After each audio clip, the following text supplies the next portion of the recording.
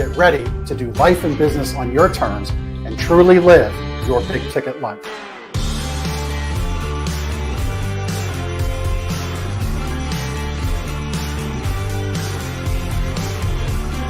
You either make excuses or you choose to level up.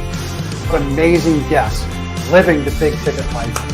Woo! Woo! Brandon Brittingham. Appreciate you having me here today, man. It's that kind of discernment, that kind of focus, that kind of forward thinking that's so important if you're going to succeed in business today. Jeff and I are like friends. We're real friends. We are And so you unlock fortune and freedom without all the stress that normally comes along with it. It all comes down to your why. Your business, why are you doing it? How is it going to change the world and what's it going to do for your family? I want you to celebrate your success. Talk about the struggle, but I promise you, the story is in your struggle. They'll never be able to say that about me because people only see me working hard at anything that I'm doing whenever they see me. Focused on your success and the success of those around you. But being that constant in your community, good or bad, whether things are great in the community, bad in the community, who's steady? Unapologetically do business and life on your terms and truly live your big ticket life. What amazing guests living the big ticket life. And we discuss how they do it and the big ticket methods they use. The things that make your life successful so you do life and business on your terms. In and of itself, the only limitations that we really have on ourselves is the ones that we allow to be put on ourselves. And most people don't look at it in that perspective. There's nothing wrong with being humble, but there's also nothing wrong with stepping into your superpower and letting people know who you are.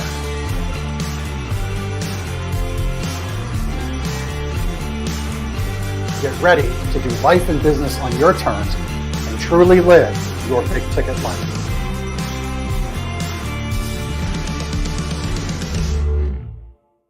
I love being on time. The old Vince Lombardi rule, on time is late, 5 minutes early is on time. We're not quite 5 minutes early. We're 1 minute early.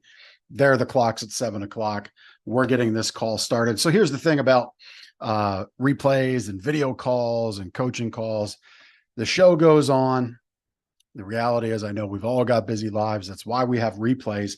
However, here is one thing that I've thought of lately that I've shared with a few others that do video coaching calls and group calls and the like.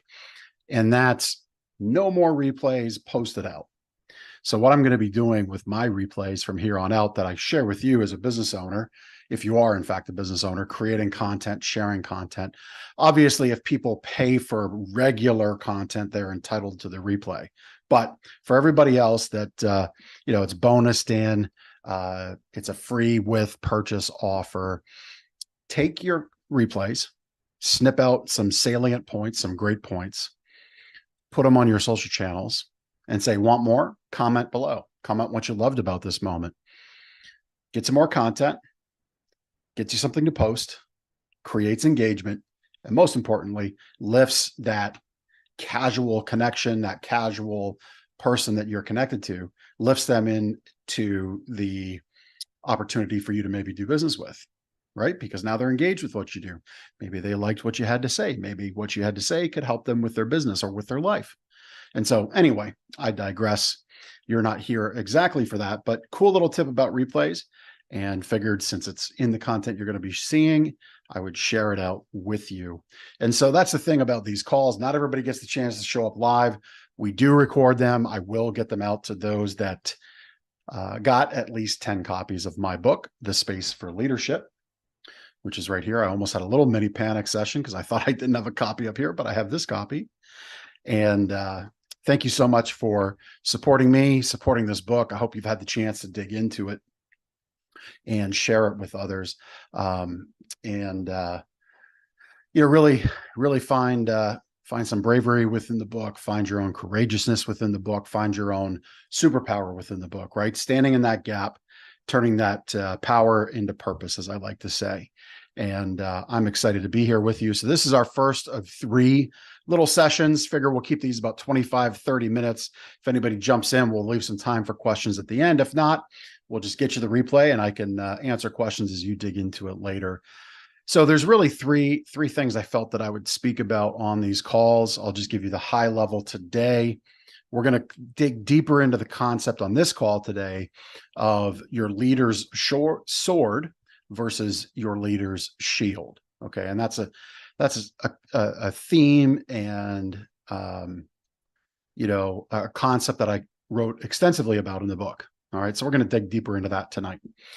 Next week, Tuesday night, we'll dig deeper into the chapter that I call "New Cuts Don't Equal Old Scars," and this is about understanding that people aren't out there intentionally messing up our day. We might think they are. We might think that this person had this grand scheme, but really, their grand scheme, more often than not, is just to get through the day, and sometimes that collides with our day.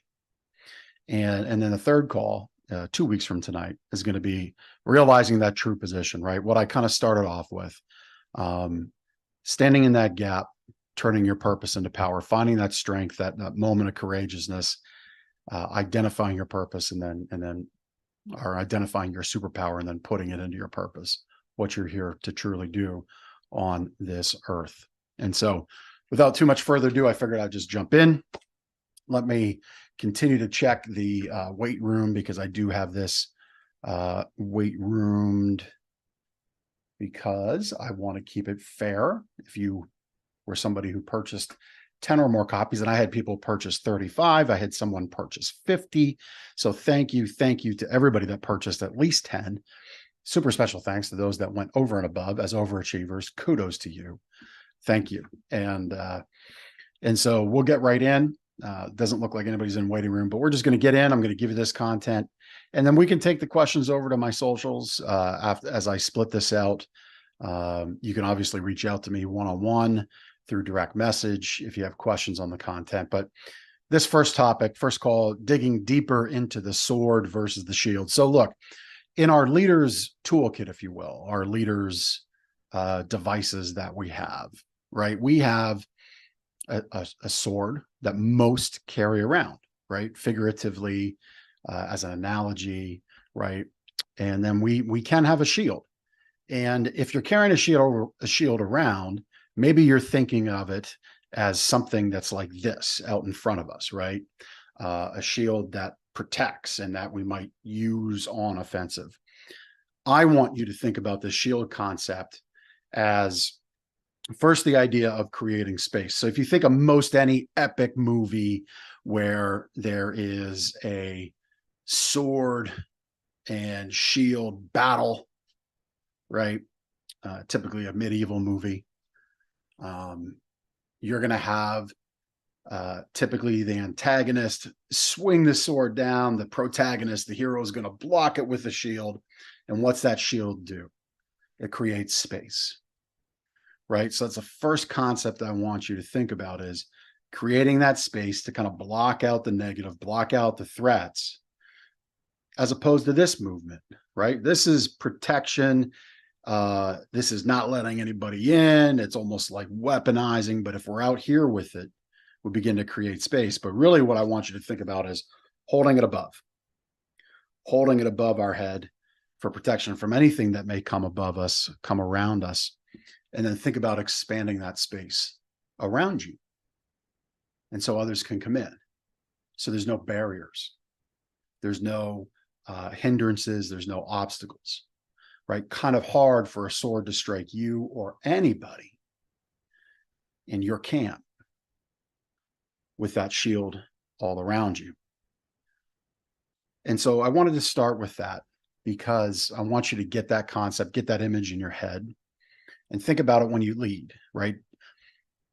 We can have a shield in our day, and we can have a sword in our day. And I want you to drop that offense right now. You might think, if you've known me for a while, Jeff, this is like a new page for you. Who is this person in your body? You know, normally you wear black t-shirts and sweatshirts. Today you're wearing a white sweatshirt. Well, the reality is, and actually, let me fix my hood here. It's all a little messed up. There we go. Huh? So you got black shirt underneath. Anyway,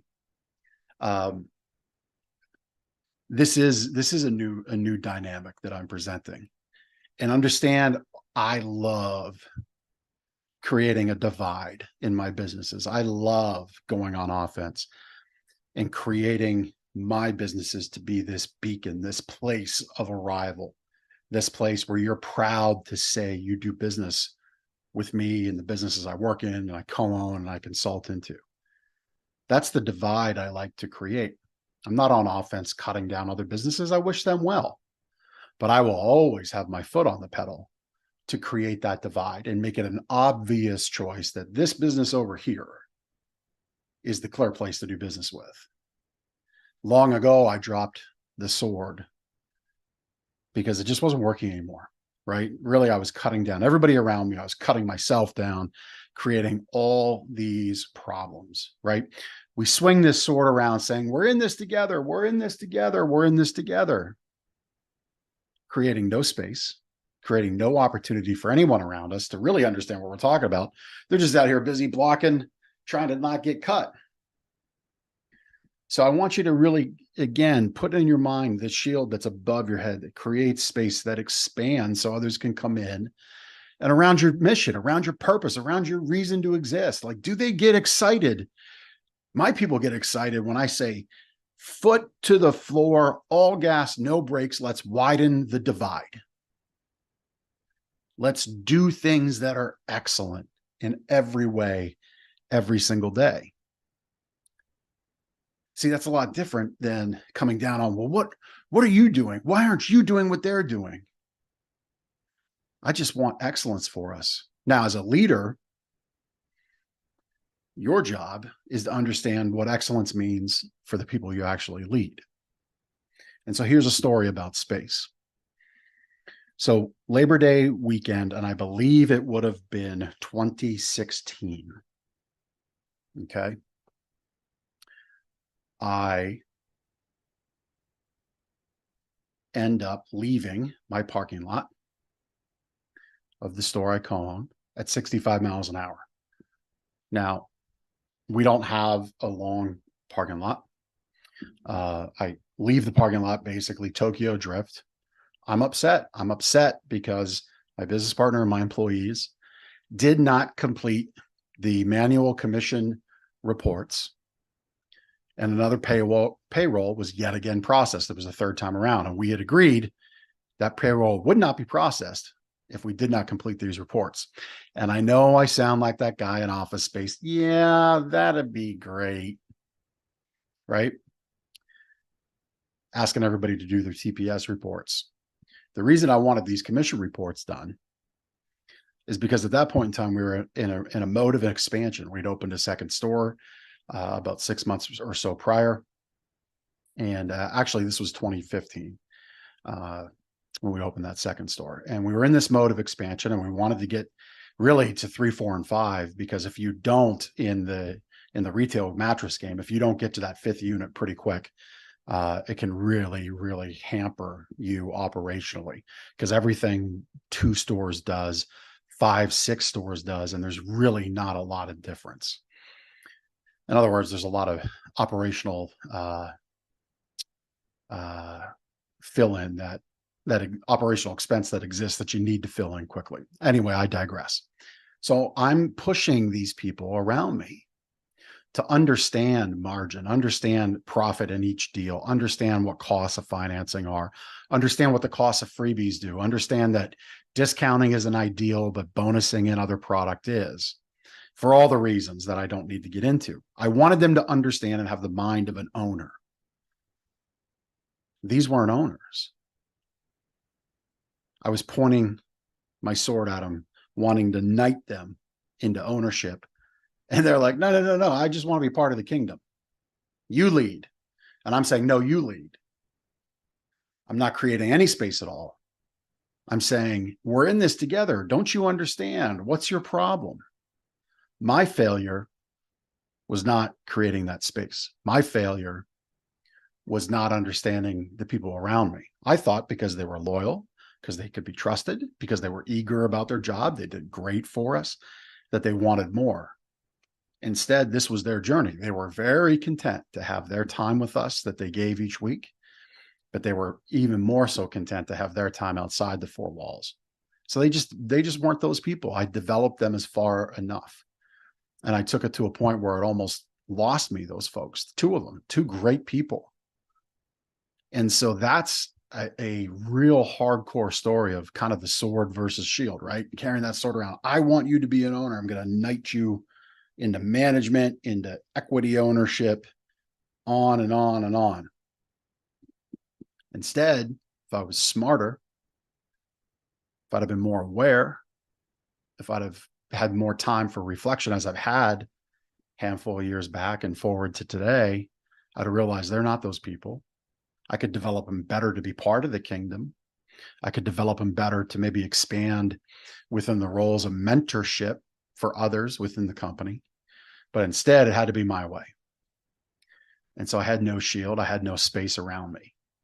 And it was very detrimental to the company. And so for me, I wanted to share that with you as a real life story, because oftentimes we are so, we've got these blinders on, right? We're in this statement, this belief of we're in this together. When really together is interesting, because together is just the time that we share each week with the people we employ, with our team members. But really, they're bringing a clash between work and home with them each and every day. There's a struggle, right? If they're not ownership, if they're not getting profit share, if they're not getting long-term equity, then there's an exchange being made each and every day. Their time, their talents for your money. And that's okay. That can happen. That's the way this is always meant to happen. And, the reality is, when we say we're in this together, see, what they hear is, all right, yeah, I'm in it together with you for 8 hours each day, minus my lunch break, minus my 2 other breaks, minus my time I feel is needed to decompress from your nonsense, minus my time that's needed to decompress and capitulate and consternate with other coworkers and commiserate about your issues that you bring as a leader to this company, minus my time to handle your toxicity, minus my time to handle the ways you change your mind, minus my time to build the process and procedure around the new thing that you introduced yet again today, that we just undid from yesterday, that we tried the day before. Sound familiar? And look, I'm not saying these things to knock anybody down. I'm not saying these things to try to point a finger. I'm saying these things because I am and was these things as a leader. And so when we say we're in this together, we need to understand that there's a clash not only at work and home, but there can also be that clash that exists between us, between how we're leading, going back to my example of, hey, why aren't you doing these reports? Not enunciating why I wanted it, why it was important to me. I wanted to keep that secret, right? Because I didn't want them to know. It was kind of my little test, my little Jedi mind trick test, if you will, to see if people would level up, when really they were very, very happy where they were. So when I say clash between work and home, and I say there's consternation and conflict in the statement of we're in this together, it's not only just between work and home, it's in how you lead. It's in how they fit within the company. It's in how they fit around us, and in the way we allow people to come in and around us, and the way we arrange these various puzzle pieces of people who are with us in life. And as leaders, it always ends with us. It always begins with us, and we're responsible for everything in between. And you may not like that. And I can, in a way, understand it. I can empathize with it as a business owner. You're like, look, I am here to be the very best cinder block making company possible. And that's what I want to do. My customers are rough and tumble type builder, home builder types. They build warehouses. They got guys with tattoos and beards. And their biggest issue in the day is making sure the guys aren't smuggling beer in their lunchbox. But man, there's a lot of people involved, from crushing the stone in the quarry to sending block to the next big building in a town that's going to transform a town. There's a lot of steps in between. And yeah, the bearded tattooed guys that drink beer are in there, but there's a lot of other people, and those bearded tattoo drinking guys, they need some credit too, because they got a clash as well in their life. And so there's a clash with us in the way we lead, but there's a clash between work and home for them. And I really dig in on this because we as leaders need to understand we're getting the lion's share of their weekly prime opportunity time.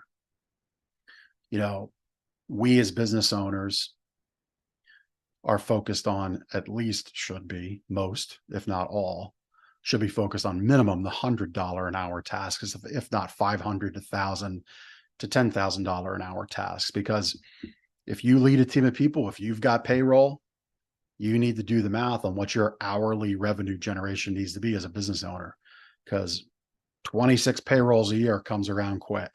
Doesn't seem like a big number, but it comes around every 2 weeks. And we are responsible for that. And we are responsible to make sure we're doing the highest value work possible. That's our responsibility to everyone around us who makes $20 an hour, $25 an hour, $15 an hour. And so when I share those things, I'm not trying to speak down to anybody. I'm trying to speak to the importance of our position. And our position is to understand we can create hurdles and clash between ourselves and those on our team. We need to be the ones to remove that obstacle.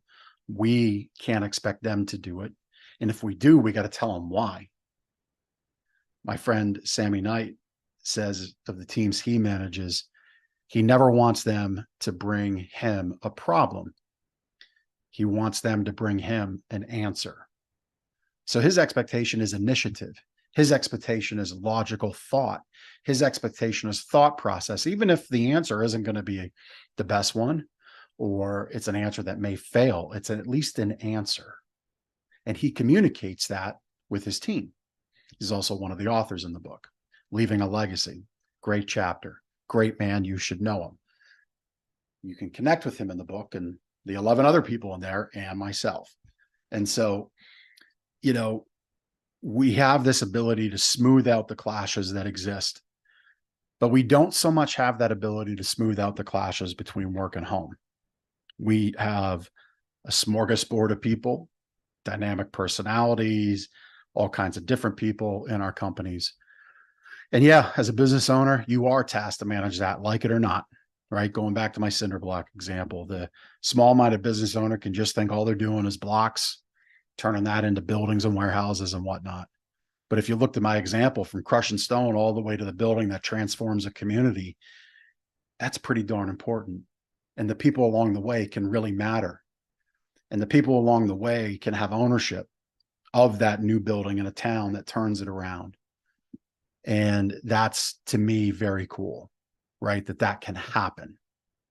And so for me, this you know, kind of digging in more to this clash that exists now outside of the workplace, but that gets brought in. It kind of dovetails into part 2 that we'll cover next week.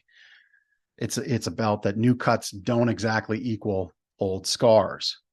So the clash that somebody brings to where they work, their workstation, their workplace, their job in the field, you know, when we say, well, why aren't they getting it? What's going on? They seem like they're off today. Well, maybe they are. You know, maybe their kid is on the other end of being bullied in school. And it's really, really a problem. You know, maybe their kid's really struggling in school. I can attest to that with my oldest. It was to the point of suicide for him. Like, I'm a hunter. I like to go hunting and I have firearms in the house. And I'm, you know, I have my Signer 57 brand on, live on your feet, not on your knees. Very pro-Constitution. I believe in the Second Amendment. So for me to take firearms out of the house at that time period and lock them away with a trusted friend was a very big step for us. But it was the most important step for my son because teenagers do dumb stuff often. And, you know, my wife and I just didn't want that dumb mistake to happen. And so people bring those kinds of clashes to work all the time. They can't just leave them at home just because they punch the clock. It doesn't mean what's up in here flies out and gets put on the side. We can't even expect it to go back burner in their mind because it's very present. Their family is important. Their struggles are important. And yeah, they do bring them to work. And so when we say, why aren't they getting it? What don't they understand? What's the problem? What's the hesitation? Why is production half as fast as it was yesterday? Why are we so slow? Why isn't things going out? Why are we missing quota? Maybe we need to be asking ourselves, we're getting the lion's share of this person's waking hours Monday through Friday. We're getting more than a third of their day, because 8 hours just straight up is a third. And I don't know about you, but I haven't found the George Jetson button to teleport anybody from their home to my place of business, the businesses that I do own, in an instant. So we're getting the lion's share. We're getting more than a third of their day, and we're getting more than likely half of their waking hours if they sleep 8 hours a night. Some people have half-hour, 1 hour commutes. Some days it's a 9-hour workday because lunch break is unpaid. And so we're getting that time. We need to respect it. And I say that as a capitalistic guy. But I say all of this as somebody with a big heart. If you've read the book, that carries a big, big wound, and who's doing what I'm doing right now, sharing this out, speaking to you, having written this book with my story, I'm doing this so I can help others stand into that power, find that purpose, find their purpose, and understand their superpower and deliver their purpose. It's been a long day for me.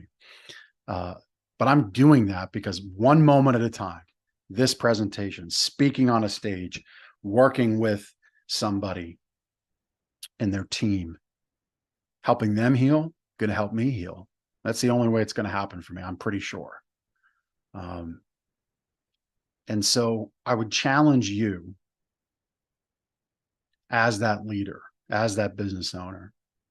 If you're somebody getting this and you don't own a business, you just got 10 copies of the book because you were connected to it, I know there's people around you that you have an opportunity to be impactful for. So go do it. Go do it and understand that every day they bring a clash that exists. Maybe it's a direct clash with you head to head. Maybe it's a clash in the charity event you're organizing, right? That time that they're giving you and the time in their life elsewhere presents these clashes.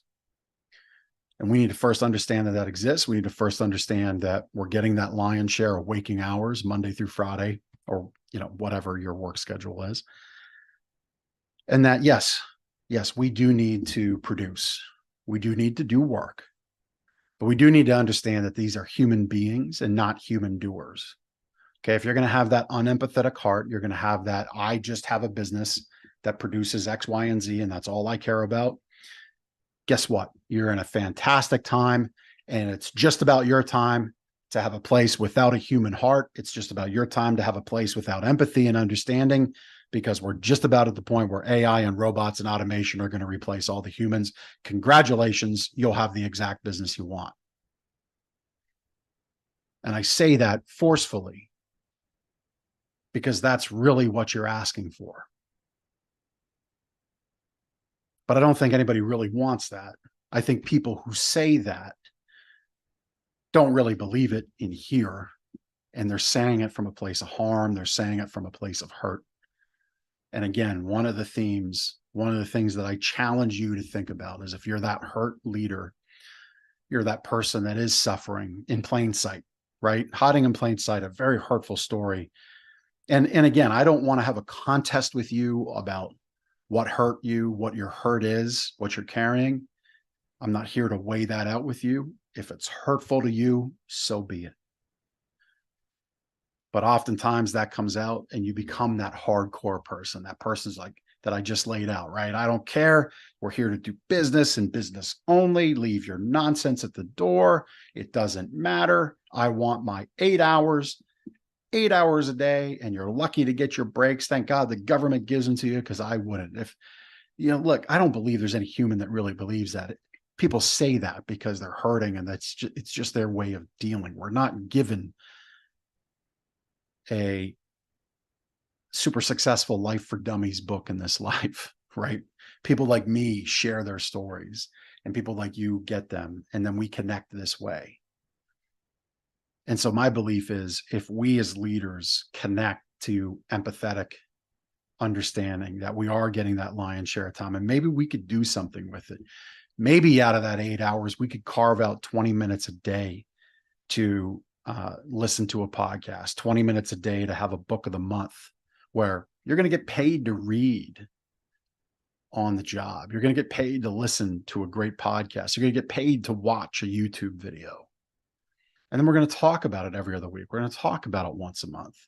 I'm going to invest in leveling you up. I'm going to invest in my human capital.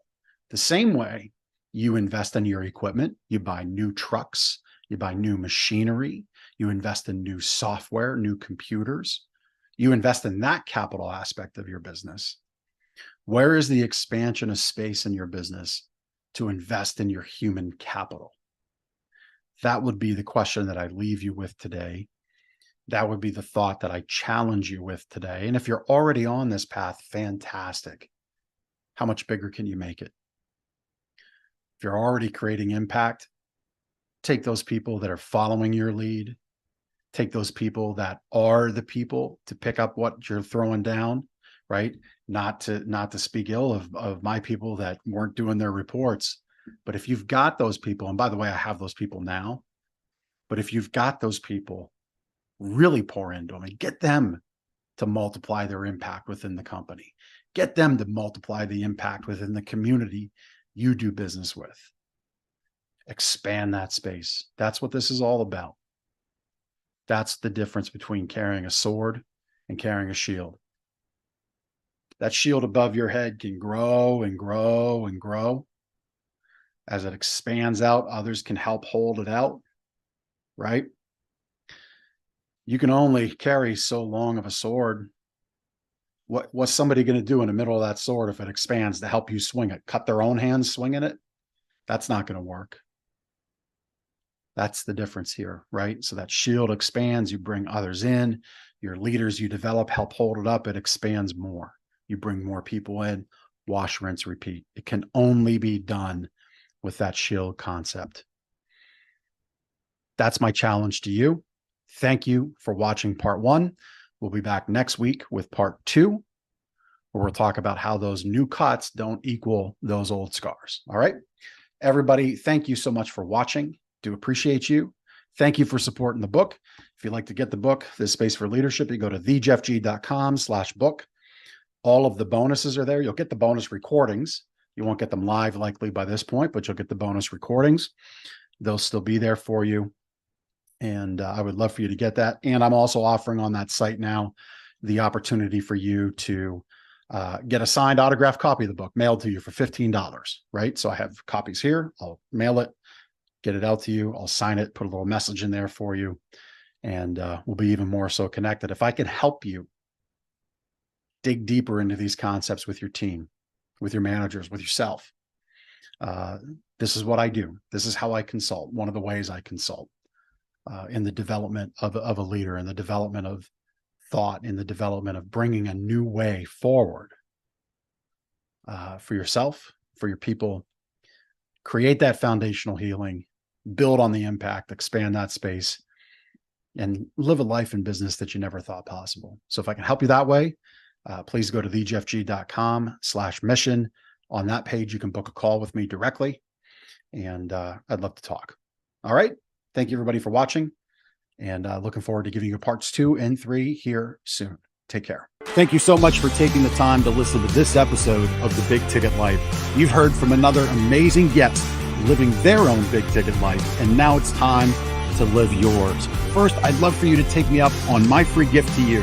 Claim your gift at gift.thebigticketlife.live. That's gift.thebigticketlife.live. See, all your life, you've been told what is and what isn't possible by the loudest voices from the cheapest seats. It's time to finally do life and business on your terms. Sure, you've heard similar things, but without clarity on what can be done, it's easy to have your customers, employees, maybe even partners, and your spouse keep you from truly living a big ticket life. My big ticket methods shift you into that investor seat in your business, away from commodity and away from competition, into a market of one, so you can finally live your own big ticket life. So my gift to you is for you to book your discovery call today, where we'll uncover first the Chivo behaviors, those chief everything officer behaviors that hold you back, and why moving into the investor seat in your own business is critical.